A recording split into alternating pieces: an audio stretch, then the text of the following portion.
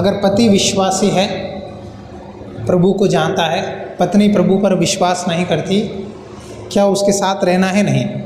दूसरी बात, पत्नी विश्वासी है और पति मानता नहीं मतलब प्रभु को आदर नहीं करता, शराब पीता, लड़ाई झगड़ा करता, बहुत सारे चीज़ें होते हैं। ठीक है, पत्नी भी बात नहीं मानती, लड़ती झगड़ती है, हर दिन घर में तनाव, लड़ाई झगड़ा ही है। तो एक विश्वासी है, एक अविश्वासी है घर में। पति विश्वासी है तो पत्नी अविश्वासी है, या पति विश्वासी है तो पत्नी अविश्वासी है। ऐसे घर में क्या हम उनके साथ रहना है या अलग होना है? बाइबल क्या कहती है?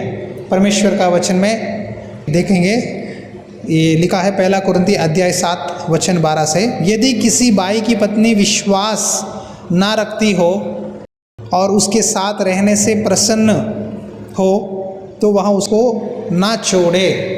जवाब क्या है? ना छोड़े।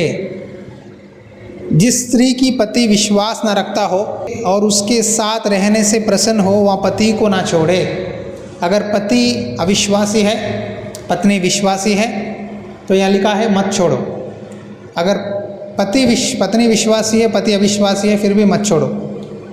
बाइबल कहता है दोनों में कोई भी एक अविश्वासी है, फिर भी उनके साथ ही रहो। क्यों रहने के लिए कहा? उसको छोड़कर आप चले जाओगे तो आपके बच्चे क्या हो जाएंगे? अपवित्र हो जाएंगे। मतलब उनकी सोच, उनकी दिमाग, उनके स्वभाव में ना पूरा बदल जाएगा। पति पत्नी मिलके रहना है, बाइबल यही कहता है। अगर अविश्वासी है या विश्वासी है, कोई बात नहीं है, फिर भी हमें मिलके रहना है।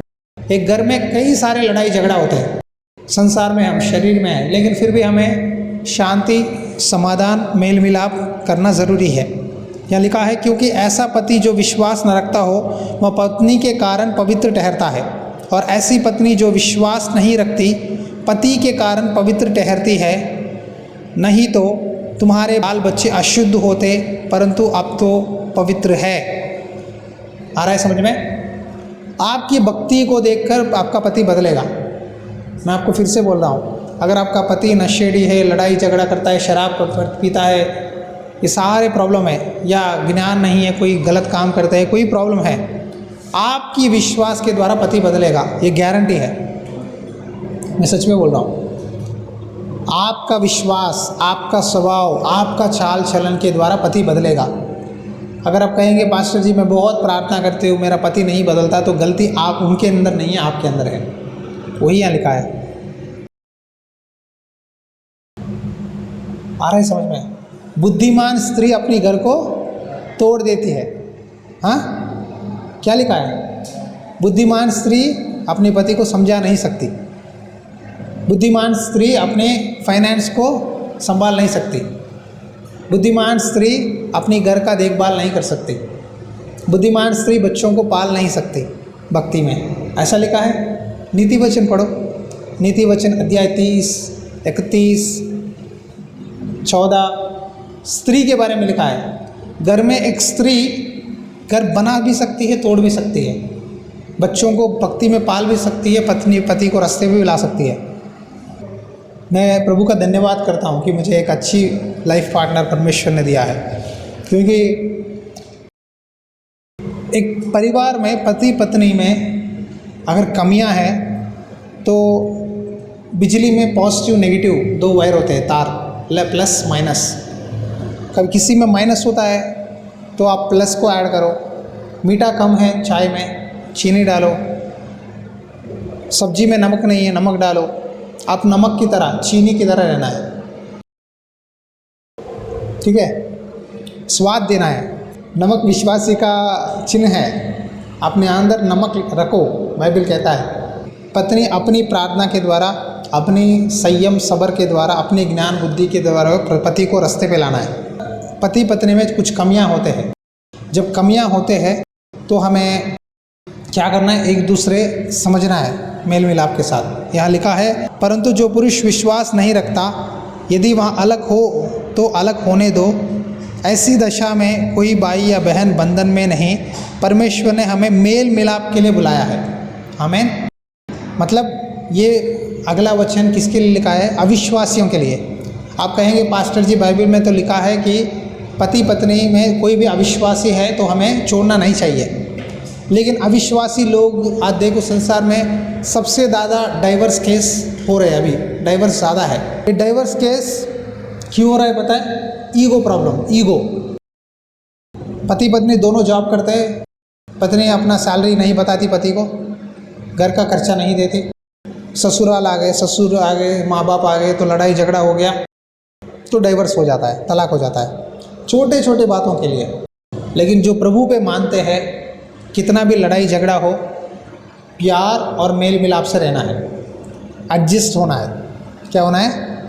बोलो एडजस्ट, बोलो सब्र रखना है, सब्र बोलो, चुपचाप रहना है, बोलो आगे से मैं जो भी हो मेरे घर में मैं चुपचाप रहकर प्रार्थना करूंगी। हाँ, प्रभु की राह देखना है। एक आंटी जी थे, उनका पति 12 साल शराब पीने लगा। कितने साल? 12 साल। अच्छा इंजीनियर था, फुल ड्रिंकर था, सिगरेट, शराब, प्रभु को नहीं मानता था। वो आंटी जी 12 साल से ईमानदार चर्च जाती थी, प्रार्थना करती थी, रो रो कर घर में प्रार्थना करती थी।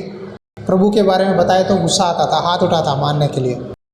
यीशु यीशु कहती है मुझे मत बता। ऐसा आदमी, कट्टर आदमी था।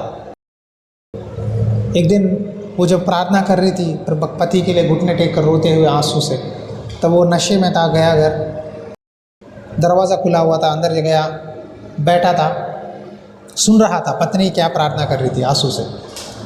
वो प्रार्थना सुनते ही ना उसका जीवन, उसका दिल बदल गया। बदलने के बाद वो प्रभु में आया। वो प्रभु में आया। उसके 7 बेटे बच्चे थे, 7 बच्चों को 7 बाइबल दिलवाया, संडे चर्च लेके जाता था, प्रार्थना घर में रोज़ फैमिली परिवार की प्रार्थना करता था। उसके घर में पास्टर जी एक ही बार गए, प्रार्थना किए, बस उसका जीवन बदला। वो चर्च आने लगा, अच्छा विश्वासी की तरह जिया, घर में बंदगी रखने लगा, एक सेवकाई में अच्छा ईमानदार काम करने लगा। वो मर गया, लेकिन उसका बेटा एक बहुत बड़ा पासवान बना। आमीन। एक शराबी का बेटा पास्टर जी बन गए। कैसे बने? वो माँ की प्रार्थना, वो माँ ने 12 साल चुपचाप सब्र के साथ, पति गाली दे डांटे जो भी बोले, पी के भी आए खाना देती थी, ये लो खाओ। अपना स्वभाव, अपना चाल चलन से अपने पति को प्रभु में लाने लगी। यही वचन है, ठीक है। कोई ऐसा पति जो विश्वास न रखता हो वह पत्नी के कारण पवित्र ठहरता है। मतलब कैसा पवित्र बनेगा पति? जब आपका स्वभाव, आपकी बातें, आपका चाल चलन प्रभु यीशु मसीह की तरह है। आज नहीं तो कल तो पहचानेगा वो, ठीक है। आज नहीं तो कल। प्रभु छोड़ने के लिए नहीं कहा परिवार को, मेल मिलाप के साथ रहो, लेकिन आपके स्वभाव में ही है आपका परिवार बनना या टूटना। आपका स्वभाव में ही है आपकी परिवार आशीष बढ़ रहा है या घट रहा है, आपके स्वभाव में ही है। घर में पत्नी और पति बहुत ज़रूरी लोग हैं, दोनों घर के बुनियाद, फाउंडेशन की तरह है, पिलर की तरह है। पिलर सीख रहा है चर्च, पिलर नहीं है तो बिल्डिंग नहीं रुकेगा। पति पत्नी पिलर्स है, तो उन दोनों में किसी के अंदर भी कमी है ना, परिवार टूट जाएगा, लड़ाई झगड़ा होगा। अगर एक सीधा नहीं है, मान के चलो, तो कम से कम दूसरा बंदा क्या करना है? सपोर्ट देना है, बल देना है, प्रार्थना के द्वारा, विश्वास के द्वारा, बातों के द्वारा। अगर पति गए तू क्या, अब पत्नी भी गए तू मैं क्या, तू क्या मैं क्या बोलेंगे तो क्या होगा? हाँ, बच्चे कहेंगे क्या हुआ, कैसे हुआ, मम्मी डैडी अच्छा हुआ, कहेंगे बच्चे। आप समझते हैं बच्चे को कुछ मालूम नहीं। मेमोरी कार्ड है ना फ़ोन में, मेमोरी कार्ड जैसा है, पूरा पकड़ते हैं। एक दिन आपकी मम्मी, आपकी माँ, आपके नानी आई, आपकी माँ, मम्मी के मम्मी आए ना, तब पूरा बोलते हैं आपके घर का कहानी। मत समझो बच्चे को कुछ मालूम नहीं है, बच्चे सब जानते हैं, हमसे समझदार है, लेकिन उनको कब बोलना है, कहाँ बोलना है पता है, सही जगह में बोल देते हैं, अब फंस जाते हैं। इसीलिए संभल के रहो। हाँ, कभी कभी शैतान गिरा देता है दोनों में किसी को, लेकिन पति पत्नी की बलहीनता को देखकर उसका निंदा नहीं करना चाहिए। अब निंदा करोगे ना वो और पीछे चले जाएगा। सच बोल रहा हूँ। दोनों में किसी की वीकनेस को आप पॉइंट आउट करोगे ना, वो क्या हो जाएगा, उनके अंदर गुस्सा आएगा, वो धीरे धीरे धीरे रिश्ता दूर होता जाएगा। उस वीकनेस को उठाए बजाय आपको क्या करना चाहिए, उनके लिए प्रार्थना करना चाहिए। प्रार्थना करके बोलो, वहाँ काम चलता है। प्रार्थना के बिना उनको आप सुधारने की कोशिश करो, तू ऐसा है, तू वैसा है, तू ये है वो है कहेंगे ना, गुस्सा ऊपर चढ़ जाएगा, बीपी हाई हो जाएगा, हाँ, लड़ पड़ेंगे। प्रार्थना से बोलो। पति नहीं मानता, प्रार्थना करो। एक अंकल जी थे, गुस्सा आया ना, पत्नी को गांव जाने के लिए बोलते थे, सच हुआ। वो अंकल जी बोलते थे तू घर जा मायके, 2 दिन रह के आना। एक दिन वो आंटी 4 दिन के बाद आई थी ना, आते ही वो आ रही है तो घर के बाहर वो आंटी जी का नया साड़ी था ना, नया साड़ी अलमीरा से निकाल कर डीजल डाल के जला दिया। बोला वो जलने के बाद ना वो राख बाहर फेंके तब अंदर आ। ऐसे लोग भी है, आ रहा है समझ में? ऐसे ऐसे लोग होते हैं। तो आंटी चुपचाप रही, कुछ नहीं बोली। कुछ बोलेगी तो वो उसके ऊपर गिरेगा। साड़ी गया तो जाने दो, और एक खरीद लोगी, अगर मुझ पे डाल दिया तो मेरा क्या होगा। इतना सब्र चाहिए। मैं उनकी एग्जाम्पल क्यों बोल रहा हूँ, उतना सब्र चाहिए।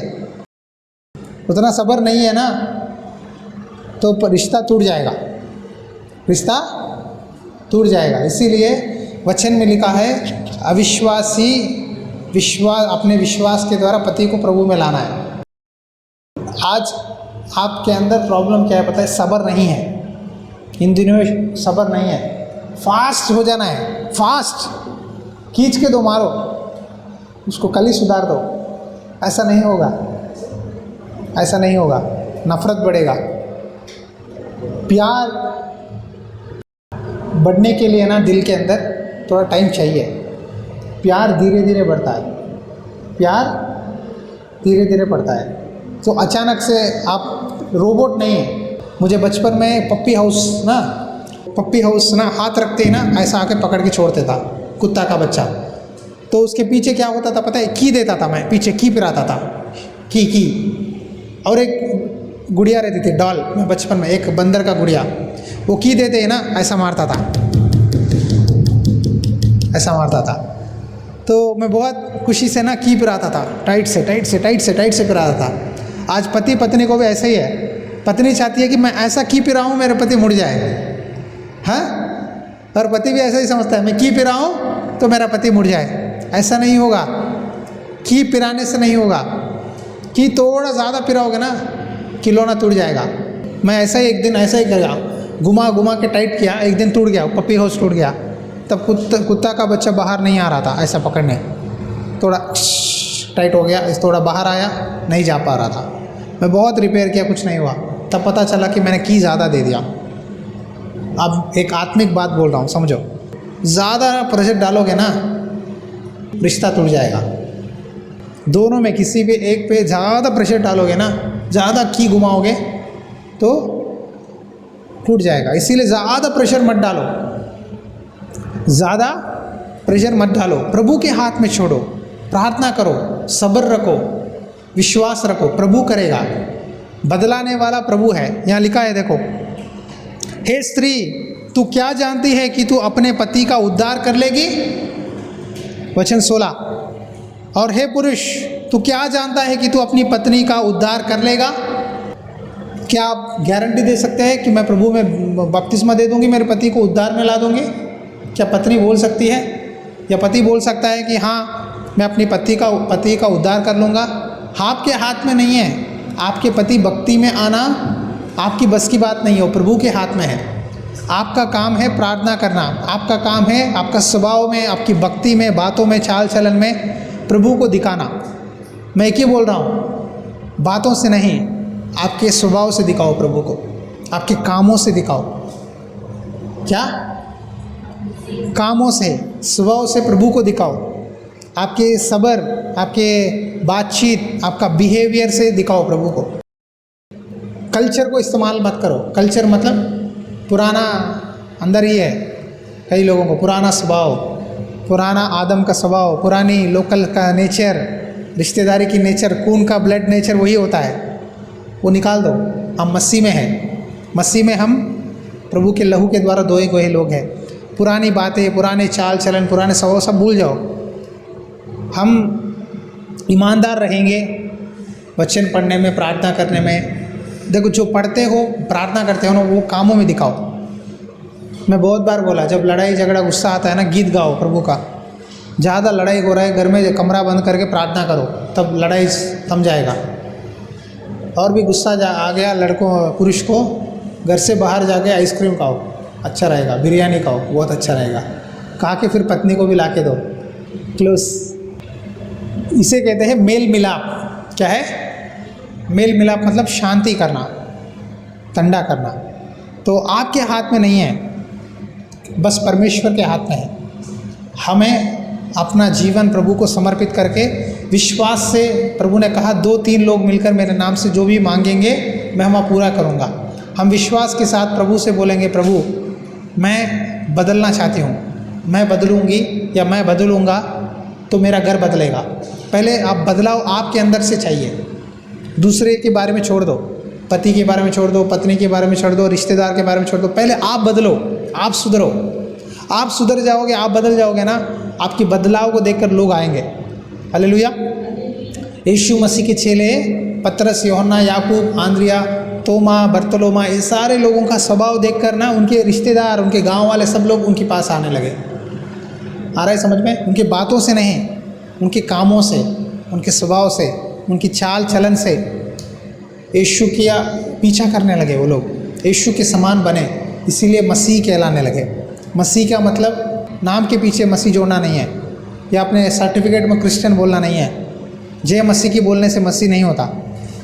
अपने बातों में, स्वभाव में प्रभु को दिखाना है। प्यार ज़रूरी है, प्यार नहीं है तो कुछ नहीं है। जब तक किसी स्त्री का पत्नी जीवित रहता है तब तक उससे बांधी हुई है, परंतु यदि उसका पति मर जाए तो जिससे चाहे विवाह कर सकती है, परंतु केवल प्रभु में, केवल प्रभु में। परंतु जैसी है यदि वैसी ही रहे तो मेरे विचार में और भी धन्य है, और मैं समझता हूँ कि परमेश्वर का आत्मा मुझ में ही है।